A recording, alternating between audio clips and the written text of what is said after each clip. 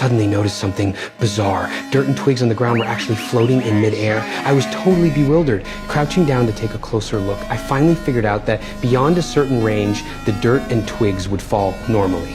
I realized there had to be something underground. I immediately started digging with all my might, and sure enough, I found a glass jar buried in the soil. Inside was a mysterious glowing orb. After staring at the orb for a moment, I was absolutely ecstatic, because just yesterday I discovered that my neighbor had a metal chamber in his house.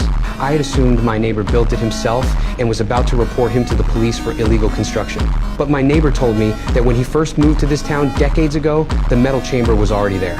He said it could transport him to a strange planet. If I hadn't discovered the chamber, he never would have shared this secret with me. I didn't believe my neighbor's story at first, not until he showed me photos of himself and his wife in a room on that alien planet. Only then did I believe him. My neighbor was generous too. He decided to let me experience it for myself.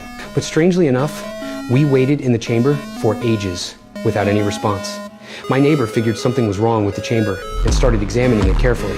Finally, on the chamber door, he found a protruding metal piece. When he yanked it out with force, it turned out to be a disc that glowed blue. The disc had a spherical hollow in the center. Now that I think about it, that hollow seemed to be exactly where the glowing orb was supposed to go. I was thrilled and immediately rushed to the chamber with the orb. I carefully removed the orb, and the moment it got close to the disc, it was instantly absorbed into it. But the orb seemed to lack sufficient energy. It only glowed brightly for a split second before dimming. It was clear we needed to recharge the orb.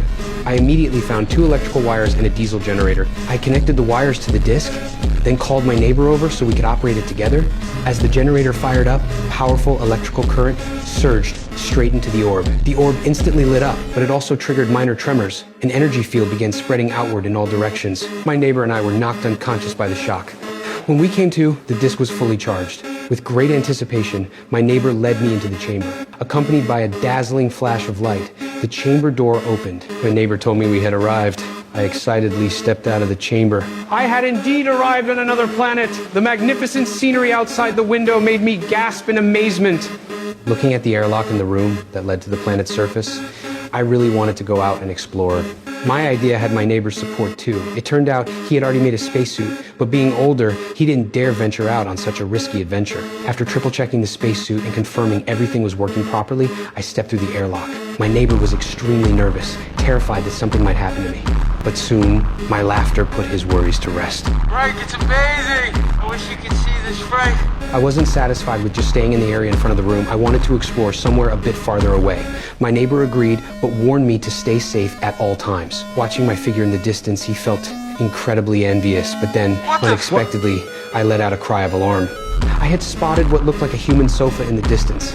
But how could such a thing appear on an alien planet? I was about to go investigate when my neighbor urged me not to be reckless, but I went anyway. He was beginning to feel uneasy. And sure enough, the very next second, my screams of agony rang out.